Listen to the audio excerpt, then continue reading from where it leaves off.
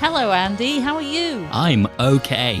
I'm sitting in my flat recording this underneath a blanket. How about you? Before I even tell you where I am, I just would like for our listeners to understand why you might want to record under a blanket, because it's not as crazy as it sounds.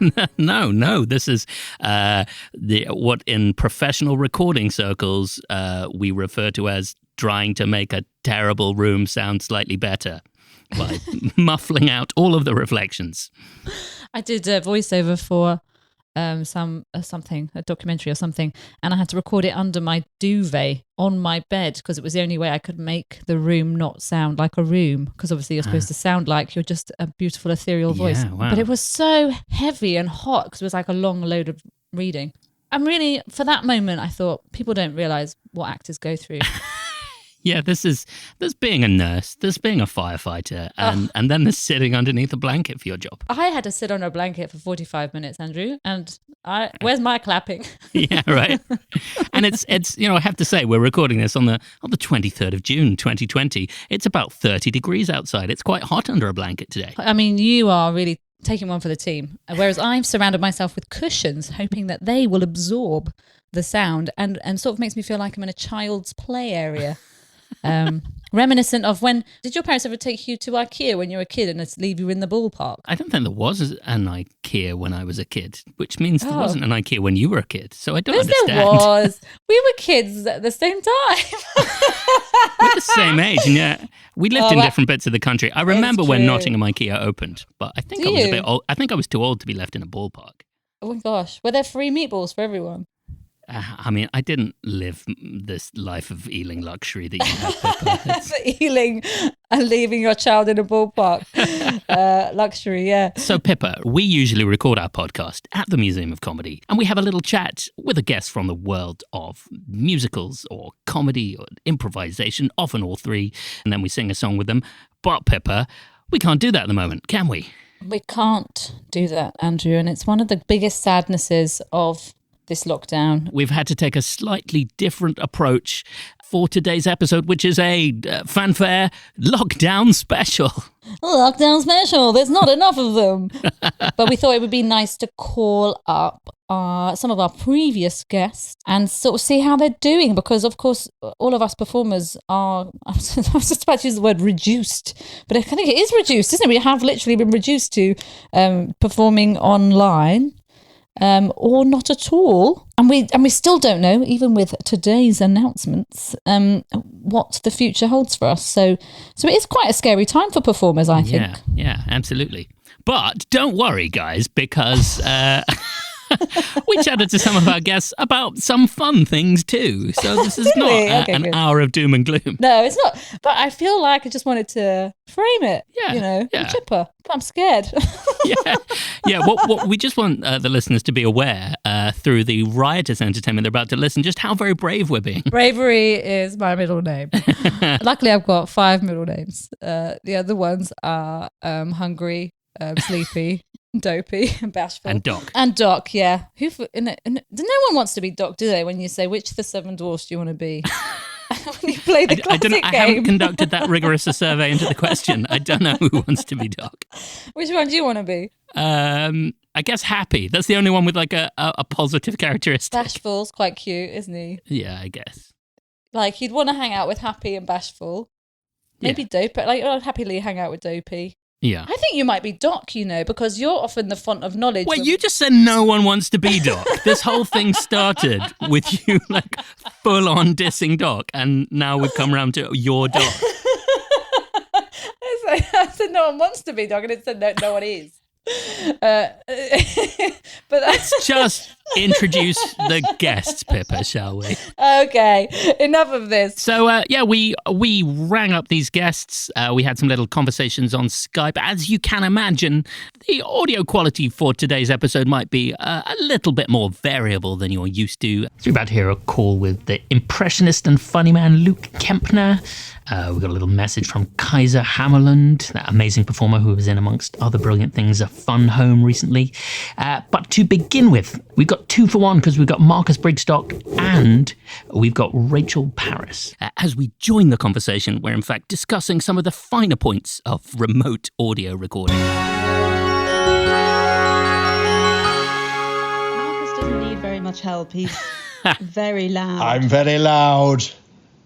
It's very loud. Well- Is it because your mouth is wide? Do you think that's why you're so loud? Yes, I suppose compared to Rachel's mouth, yes. That's partly it, but it's partly just upbringing, isn't it? Yeah, it's just the thundering, baseless confidence of a man given everything as a child. Yeah. And I've inherited the concerned discretion of my mother's working class social terror. Yeah. Apologetic Methodists very rarely can be heard in a large town hall. Very quiet, very worried about disturbing people. Yeah. Well, it's so great that you found each other to balance that out. Yeah, that's right. So for listeners at home, we are very lucky to have Marcus Brigstocke and Rachel Parris Hey, guys. joining us from their lockdowns. And we should say, since we spoke to both of them on the podcast, they've gone and got married to each other. Oh, yeah, that's true. That's true. We did do that, didn't we? Yeah. And then you've also been doing these amazing lip sync, lockdown lip sync. That's right. Good fun. That have even got you on breakfast television in America. Yeah, I know. The Americans went wild for it. So, yeah. Briefly. Yeah, they're over it now. We had Good Morning America. Well, first of all, let's explain further. Okay, yeah. So we just started doing lip syncs. We were both ill. We both had, we think, coronavirus. Perhaps. And we were both poorly and then gradually started to feel better and sort of stand up and play music and stuff like that. And then you did... I just started lip syncing to Trouble by Iggy Azalea, which is one of the few rap songs that I know all the way through. And you said you should stick that online. Do it again. I filmed you. Yeah. And that's how it all started. And then we just did a load of them, and the production values and costumes became more and more extreme. We're not done with it, but it has become quite taxing, so we don't do them all the time now. It's testament, I think, to how Luddite we are, that in the rise of TikTok over the course of lockdown, the way we've chosen to do lip syncs is playing the music loudly on our speaker and recording them in our living room on our phone. Old school. And loads of people have contacted and gone, guys, this is basically TikTok, what you're doing here. No, we won't use TikTok. No.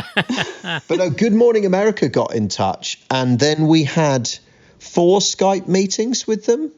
Yeah. And lots of emails and all the rest of it. And we did Good Morning America, which was great fun, did it live. During this time, while we were talking with them, Fox News were just tweeting us in capital letters, get in touch, be on my show now. They contacted both of our agents. They got in touch on Facebook, Twitter messaging. Fox? Yeah. Eventually they did, but first they just sent capitalised tweets. All in caps. Anyway, it was all very weird, but really good fun. I mean, I've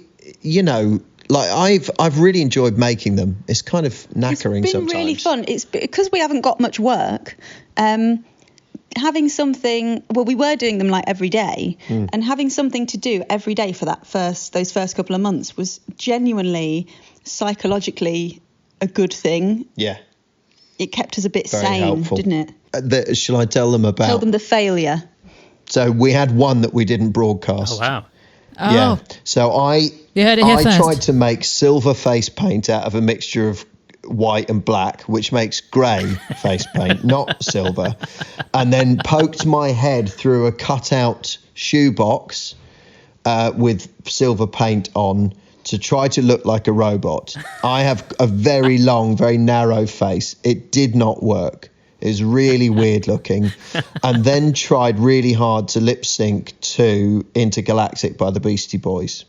Not just to the first minute of it, but to nearly 2 minutes of it. Yeah, and it's very difficult. And we did, God knows how many takes, maybe 50, before eventually, rather sadly and hungrily, at 11 o'clock at night, we had to go, I think we're done here. It was very taxing. Yeah, it was really bad. It's just some of them are too difficult. I've got various bits of kit that I've accumulated over the years from doing Prince Fest at Latitude, which was always a big lip sync thing anyway. just because I love Prince so much. So I had like a smoke machine and lights and stuff like that. And gradually, as it went on, we've sort of dug more and more of that out of the cupboard and gone, oh, okay. There's difference of opinion there, isn't there? Like I would put full disco lights and smoke on everything, but my Methodist wife. It's not just that. It's just things aren't special. If you go 100% of the time, then the things that are special aren't special. Well, I'm with Marcus on this because next time you can go 110%, Rachel. Exactly. These go up to 11. Stay big and stay home. But we've not just been doing it. We've been doing other things as well. Not much. You've been playing your trumpet. I have been playing my trumpet, to be fair. I've finally got it out of the cupboard and I'm back on practicing again. It's very good. It's good for the soul. And you were doing Match Report from home as well, weren't you, Rachel? Yeah. That was a whole different way of looking at that. Yeah, that was really full on, actually. It made you realise what a huge job all the stuff that isn't writing and performing is. And it was so much. So then I had the normal amount of work that is always feels like a lot in the writing, the editing process and getting ready and learn. And in this case, and also for the first time ever on the Match Report, having to learn my words, which I'd never had to do before. But then setting up the lights, the mic, the online stuff, the recording, blocking out certain areas, getting all the angles right, was such I would say twice the work that it normally would be. Easily. Yeah. And also just not having anybody to check with. You know, there's no chain of command. No. Sort of, is this the right way? Well, I don't know. Let's do it anyway. Even just hair and makeup, takes an hour and a half. And so the whole thing took a good half a day for a 5-minute segment. But it was great. It was so good to have it. It was the last proper job that I have really I had in your life. This is it. That's the end. I think between everybody, on screen and off, making that series and getting it to air and it being as successful as it was is an amazing achievement. That's they worked. Something. The production company, my God, the way they had to work, the amount of extra work they had to do this remotely in everyone's homes was incredible. I could see when they were having to double record someone else while they were talking to me and then go straight on from me to someone else's house, and it was an incredible effort. So it sounds like having a very productive lockdown. I think it was interesting. I think early on there were quite a few people talking along the lines of, this will be an amazing creative time and blah, blah, blah. And then gradually more and more people I know and those I don't know have come out and said, this is not a very creative time. All of us, whether we know it or not, are dealing with a lot on a daily basis. International, national, familial and personal. It's a lot to process. And I think if you manage anything much in the day and talk to a friend or a loved one in a nice and supportive way, then it's pretty great. So, but do you know what? I have to say, for all that it's terrifying about where work will go and what will happen and the likelihood of everything that's known to us being able to continue, that's all very scary. That I can't speak for you. I've had a pretty nice time.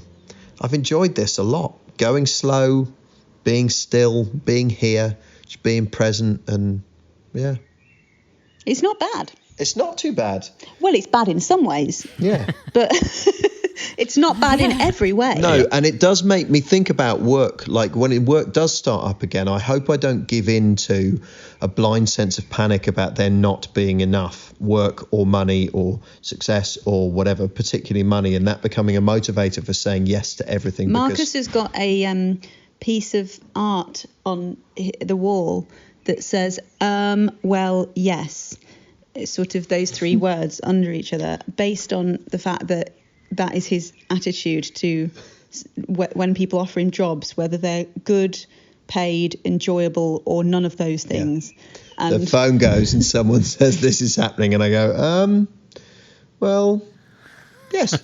Let's see. It's a good attitude in some respects, but it has also caused some harm. Yeah. It's an improv thing a bit, isn't it? Yeah. You know, sort of you say yes and then smile and see what happens. Yeah, and I suppose in that way, it's that thing of exactly as you say. In many respects, the yes attitude is really helpful, but for a lot of us performers, particularly the self-employed, terrified that this is your last job performers, we say yes without actually taking a breath before we say yes, and really realizing that a no is a yes to yourself. Oh, I like that. Yeah, that's really nice.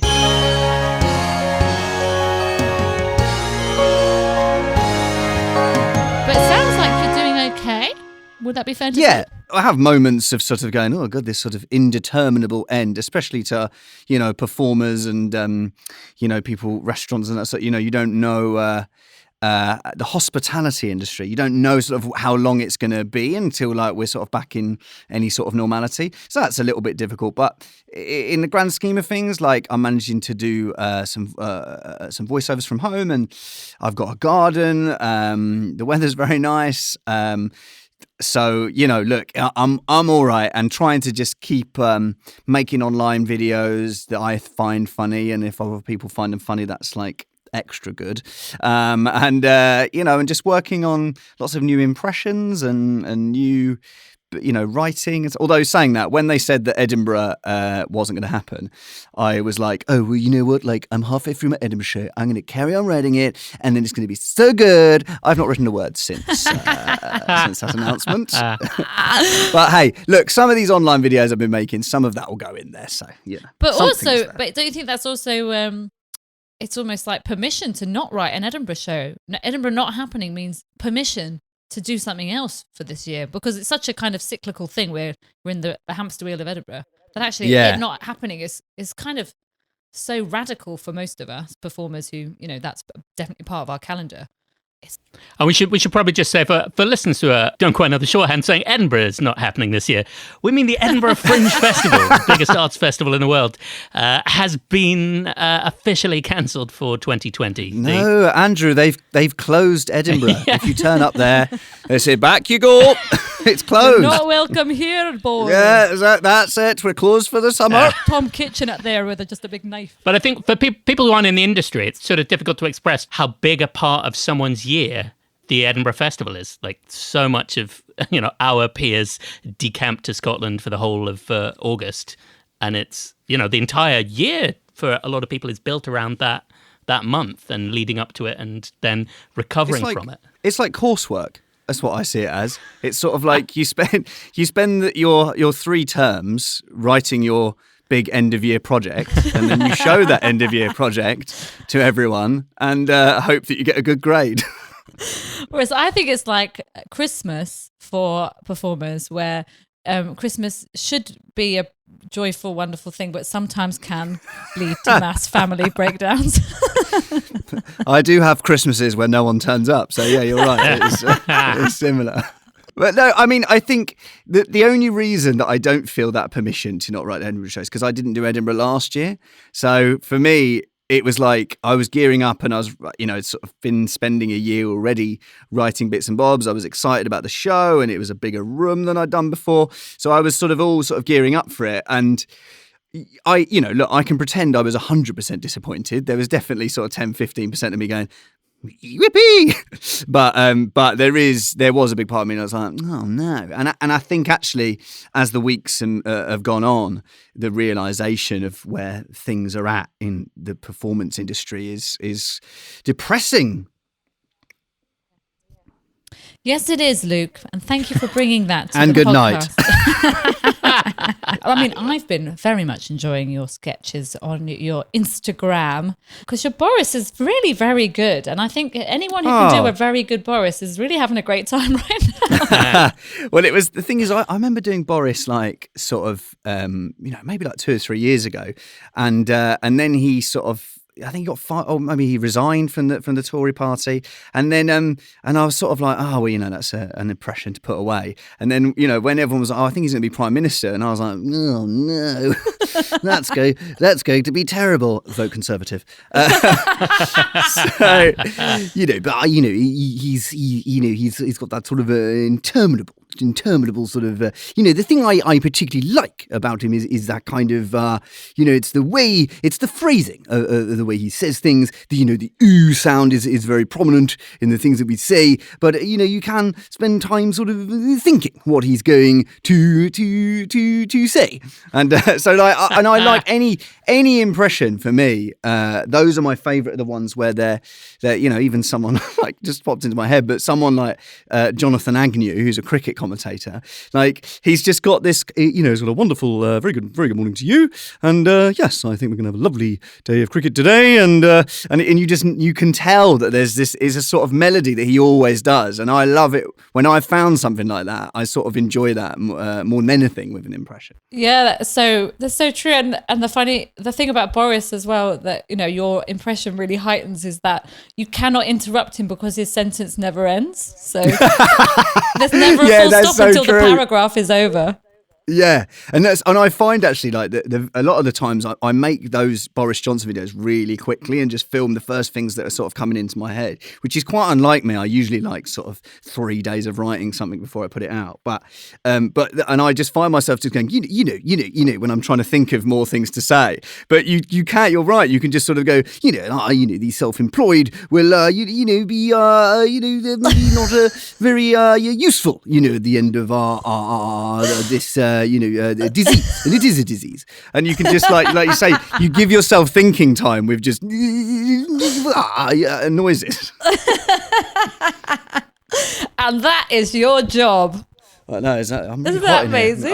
Open us up. It's so great. I wish people at home could see. Maybe we should get a screen grab of this, because it's so amazing that you really. Yeah. It looks like you've built yourself. What are they called when you're a kid? It is. It's exactly that. What's it called? A den? You know, a fort, I would call it. But a den, you know, a den like with 2 chairs, and it's got sort of the inner lining is one duvet cover, the outer lining is another duvet cover, and it's very warm, but does the job. So Luke, are there any particular songs that are coming to your head over lockdown? For example, I keep having "Some People Can Dare to Drill." You know, that song keeps coming into my head. That's not because of lockdown. But have you got a song that's been popping in your head a lot? Well, do you know what? It was ever since a mate of mine said "Livin' La Vida Lockdown," and so. Ever since he said that, I've just got "Livin' La Vida Lockdown" in my head quite a lot of the time. Amazing. Did you see Elaine Page singing half of "I Know Him So Well" and getting fans to sing the other half with her? Isn't that just the cutest thing? It's one of the most lovely things you will ever see, and she's so great. Oh, there's some bad people. Of course there are, but it's actually because she says, "You're doing really well." Does she? Yeah, she encourages them, and it is one of the nice things. You go on Twitter, look at. I will. Well, I've loved the Matt Lucas's baked potato "Saved My Life." That never leaves my head, and that's so great. And I love like seeing all the duets he does. And the thing is as well, like I got really into Gary Barlow's crooner sessions, and I remade my own version, the Corona sessions. You know, he always does a different duet every day, so I did a duet of him and Gary Barlow. So it was sort of like, and I'm joined by my favourite person in the world. It's Gary Barlow. Good morning, Gary. Good morning, Gary. How are you? I'm very well, Gary. And I recorded like harmonies together and stuff like that. And genuinely, it's the most fun I've had. And is that with people, if people wanted to find that video, where would they find that? They can find it on YouTube, Twitter, Instagram, Facebook. And that's it. Are you on TikTok now as well? I am on TikTok, but just. I tell you what, if you wired me up to an ECG, I think that's what it's called. I'm not a doctor. And you know, and while I was watching TikTok, it would literally just flick up the tiniest amount when I find something funny on TikTok. I sort of go, me, Like that. But it's still enough to sustain 2 hours before I go to sleep. I mean, you say you're not a doctor, Luke, but you've, correctly identified an ECG is for measuring how funny you think something is. So. Thank you very much. Well, Luke, it's been delightful talking to you. Lovely to see you both.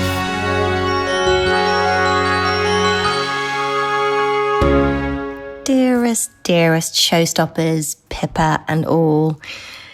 It is I, COVID Kaiser, the herd immunising Hammarlund, the pesky Swede, obviously being good and staying in and not being very Swedish at the moment. So yes, inside and like all of you going slightly insane. I guess I'm doing what a lot of other people are doing, trying to find solace in, online yoga, baking, cooking, doing HIIT classes in the garden and stealing my neighbour's dog and running around the park.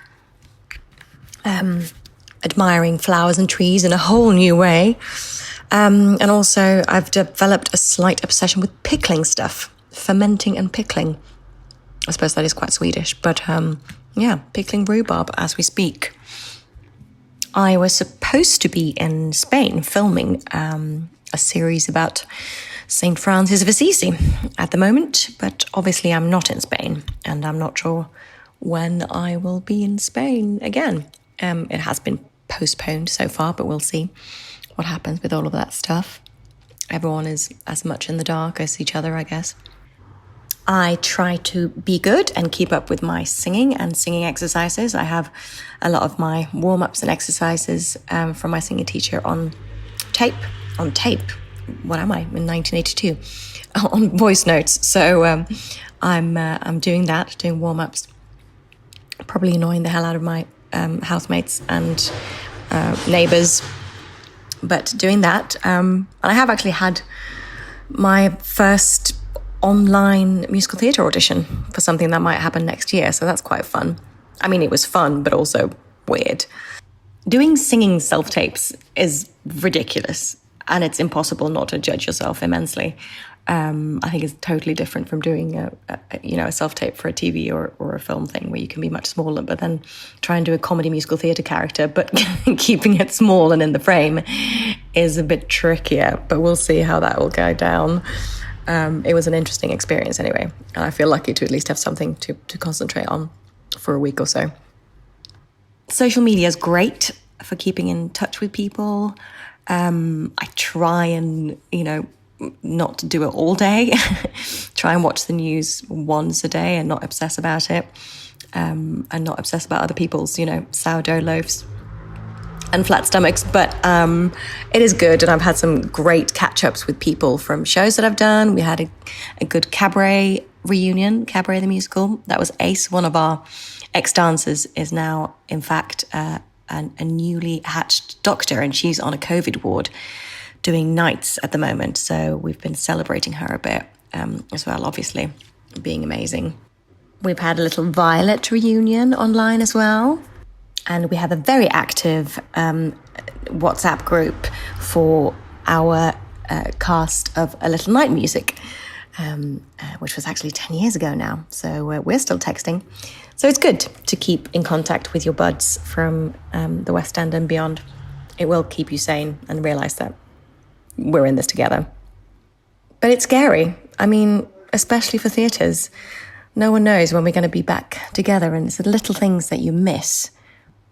Like that hush of the audience when the lights go down in the stalls, you sit in there waiting for something to begin. I can get a little bit teary-eyed just thinking about that.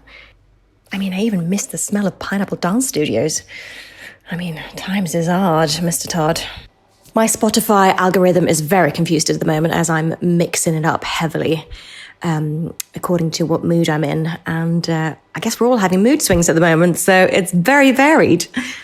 Like everyone else, I've been doing a big clear out, including my boxes of old programs and playbills, and that's been really exciting. So I've been listening to a lot of stuff whilst delving into those memories. Albums including Hair, Spelling Bee, Carrie. But one gentleman that I will always come back to in times of sorrow and need is, of course, Mr. Sondheim. And his 90th birthday and the celebration that we all watched online was amazing. And I cried all the way through when I was watching the next day. And it just confirms his utter brilliance and his immense mind and wit. That man is God. And I think he's the savior of any lockdown. So if you want to while away some hours, do it with Mr. Sondheim, and you won't be disappointed. Mama said, honey, mustn't be blue. It's not so much do what you like as it is that you like what you do. Sometimes I stand in the middle of the room, not going left, not going right, while you're safe out of sight and yourself, but where everything's wrong. Some people could thrive and bloom, living life in the living room. Yeah, not me.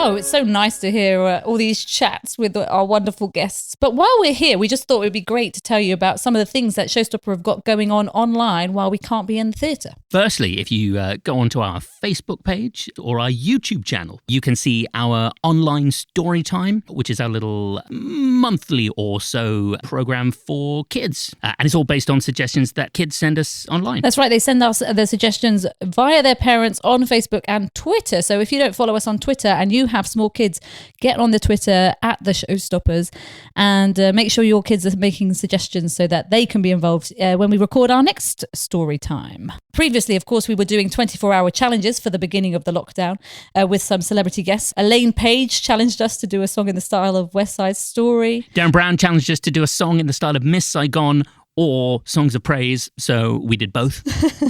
And there's various others, so do go on our YouTube or our Twitter and you'll find those songs. So let's go back to our chats with guests of podcasts past. We've got a little chat with Grace Mouat, you may remember from her episode of the podcast, an amazing performer who's been in 6 in the West End, and just as lockdown happened was understudying in And Juliet.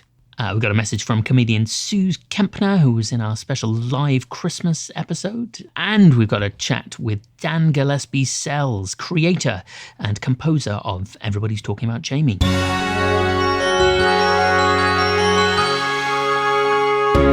Let's just welcome Grace Mouat back to the old podcast. Hey, she's back. How are you doing? Yeah, I'm actually doing really well. Like my main thing at the moment that's like negative is kind of missing my boyfriend. Oh, worries me.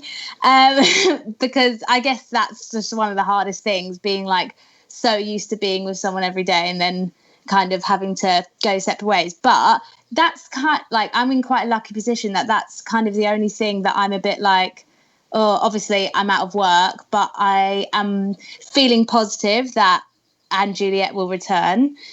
Yeah, but I've just been keeping busy. I must admit, like the sun really helps, like a blue sky.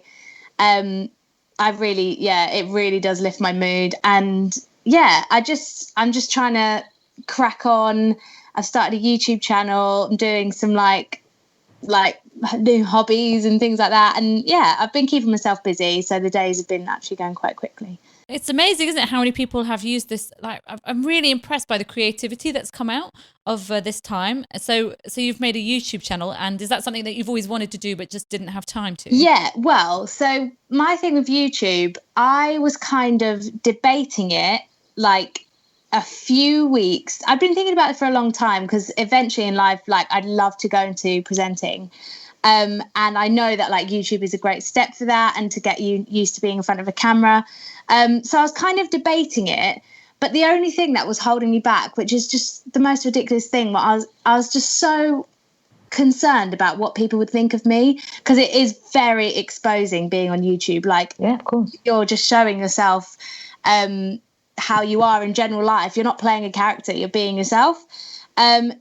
But the main reasons I wanted to start the channel, positive-wise, was I think YouTube is one of the most amazing ways to document memories and look back on, because it's all very well taking a picture, but if like you look back on a YouTube vlog of like backstage moments, like you see like human connection and like how that show was for you and your experience and things. And honestly, I am the biggest goldfish of all time. My memory is dreadful. So I loved it as an idea for doing something like that.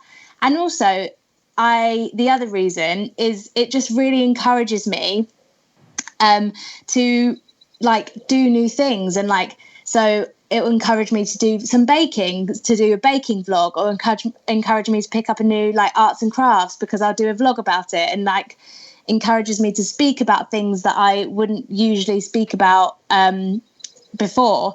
So yeah, and those two reasons were like, so I felt so strongly about them, so much more than caring what other people think of me, that I was just like, now is the perfect time to do it. So I think it was actually a few days before we went into lockdown.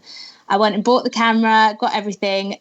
Lucky enough, my boyfriend is like amazing editing, so he's been helping me with that. And it's done pretty well for a new channel, and I'm really excited about it. But I completely agree, it's so cool, like the amount of people who have started a podcast and like YouTube channels, Instagram series. So yeah, that's been keeping me busy. That's really amazing as well that you're, so my first thought when you said, I've got a YouTube channel, was you're going to be singing songs but actually you're doing lots of different things. So it's almost a way for you to express your whole self, which is really exciting. Yeah, definitely. I might like eventually put some songs out there, but I did get a bit worried about that stuff. But again, that's another thing of just not caring what people think. And really need to like keep going with that journey of learning how to do that. Because I'd love to do things like that. But yeah, I want to reach out to like a wider audience as opposed to just musical theatre people. So I've been kind of trying to make it a space for like people who just need a laugh, because that's all we need right now really, is a laugh in these weird times. So in Showstopper we've been making online content, but we can't improvise musicals online because of latency issues. So that's been really interesting for us, hasn't it, Andrew? Yeah. And Andrew's become the editing whiz kid of Showstopper, the improvised musical, which is now Showstopper, the created videos that Andrew edits. I love it. You got to do it. You got to find other ways. Yeah, everybody in creative industries at the moment is all about pivoting, right? What is the closest thing to the spirit of what I used to do? Like, and the actual product probably won't look that much like it in the end, but like what encapsulates a bit of what excites me about live performance, and what can I use to kind of capture a bit of that amidst a whole new world in which everybody is creating content. I love those kind of videos where it's all like the cast of this show sing this, and like this new musical presents this, but because there's so many, like sometimes I just find myself scrolling past it. But when I do watch it, I love it so much. So I really want to like take a bit more time to like actually watch some of this content that's being produced, because let's be honest, I have the time. Yeah, it's not just the new content, it's also everyone putting out their old content. So you're like, well, should I watch this brand new musical that's having a table read? Should I watch Community, the television show I very much enjoyed doing a table read? Should I watch a production from the National Theatre that I never quite got round to seeing? It's so much stuff. So it's almost like is it guilt? I don't know, sort of like fear of.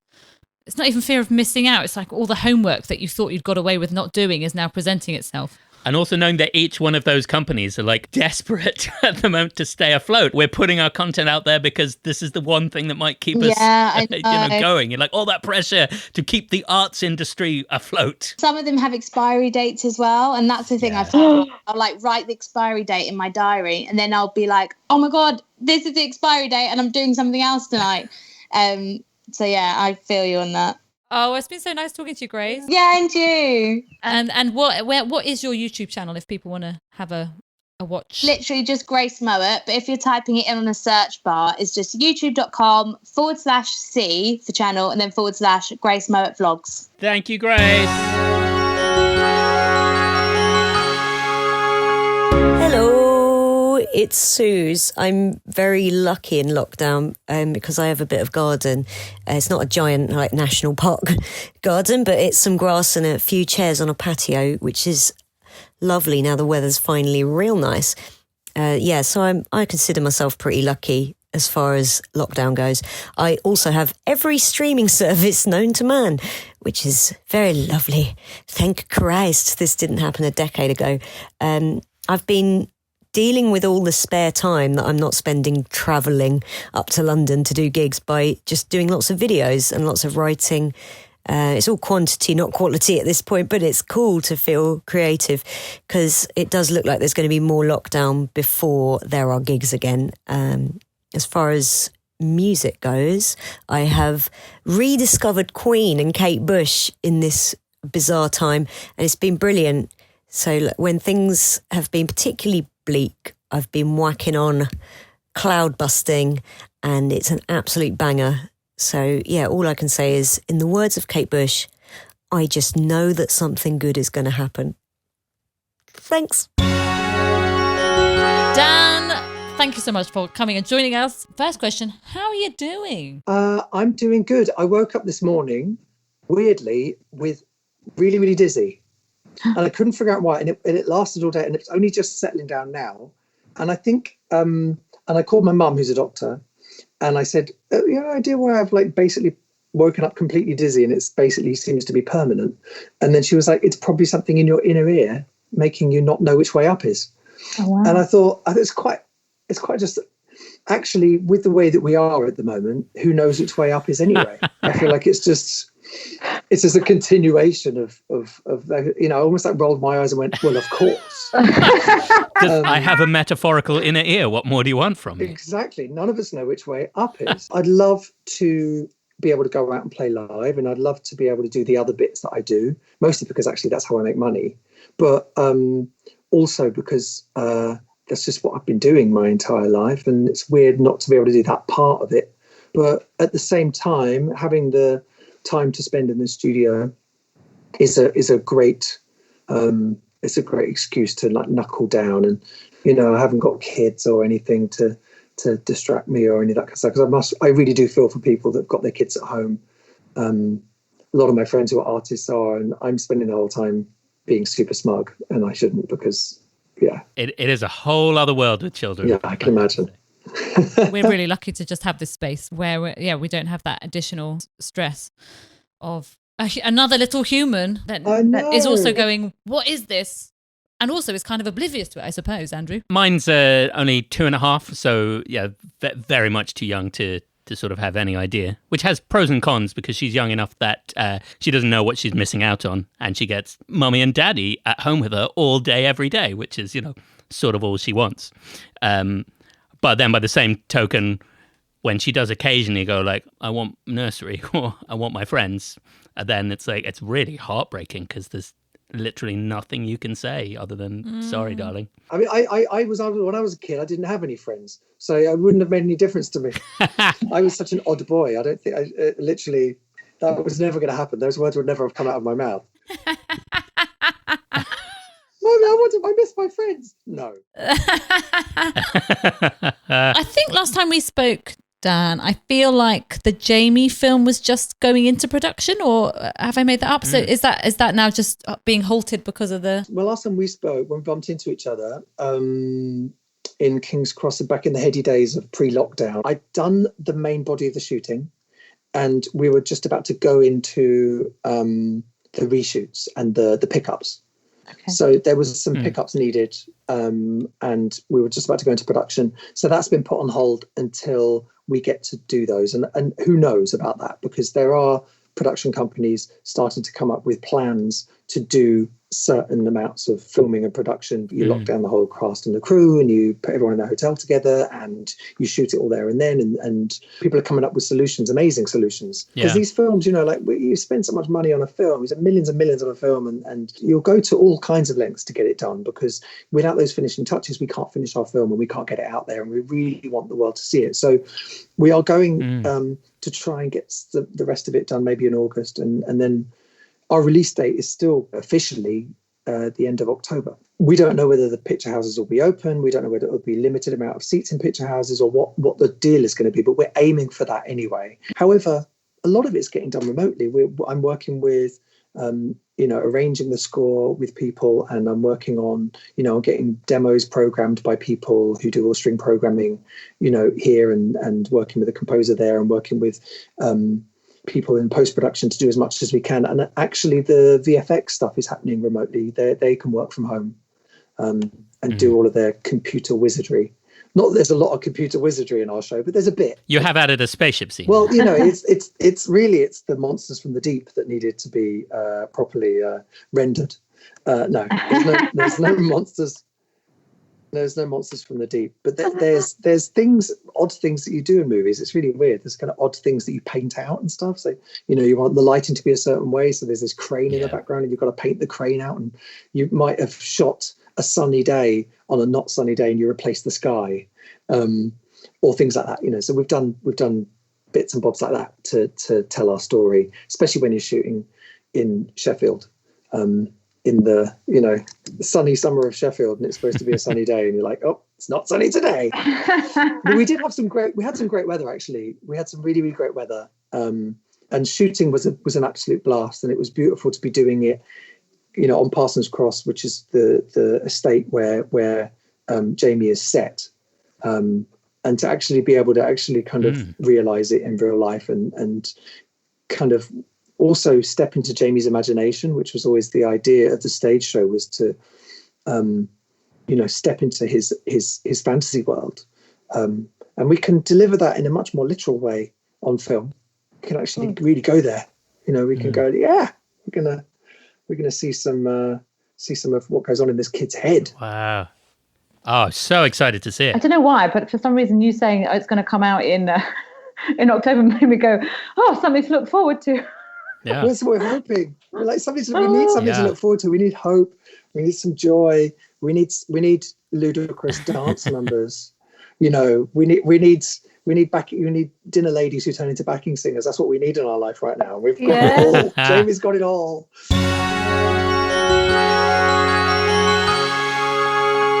Well, Pippa, that is our lockdown special. Well, wasn't it special? I mean, of all the lockdown specials, and I've done a lot of online ordering of takeaways, and they have a lot of lockdown specials, and I think this was more special than most of those specials that I ordered.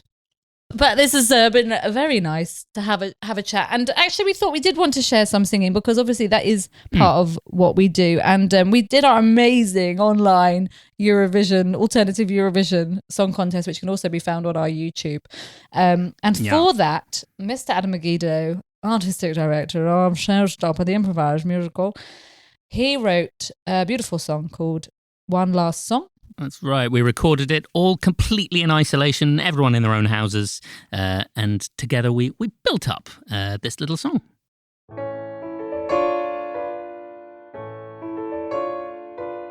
A country divided, a moment provided us all with some clarity.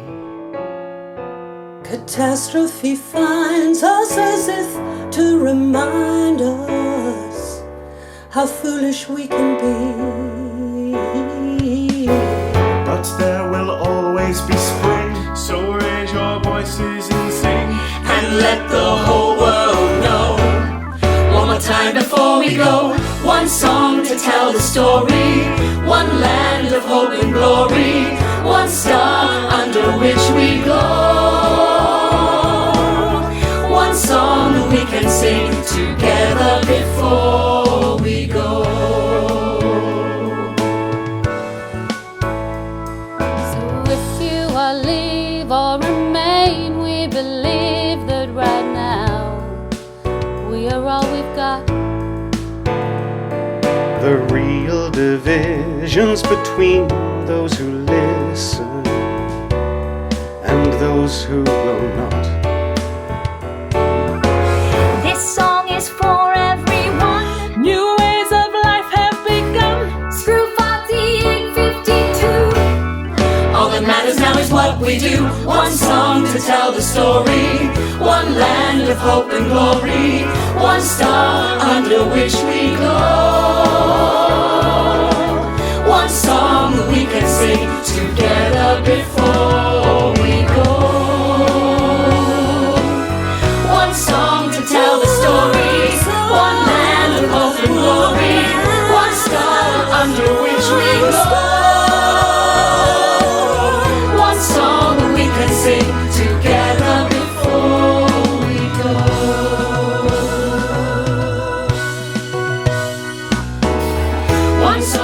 we can sing together before we go. That was the Showstopper podcast. You can follow us on all the usual social media channels. For example, Twitter at The Showstoppers. Facebook / The Showstoppers. Instagram at Showstopper Musical. Or our website www.showstopperthemusical.com. If you enjoyed the podcast, you can give us 5 stars. You can also give us a little review. It would help other people find us and enjoy us. And also other ways for people to find us is if you share on your social media channels how much you enjoyed it so that other people can come and find us too. So please do like and share. Bye, Pippa. Bye, Andrew.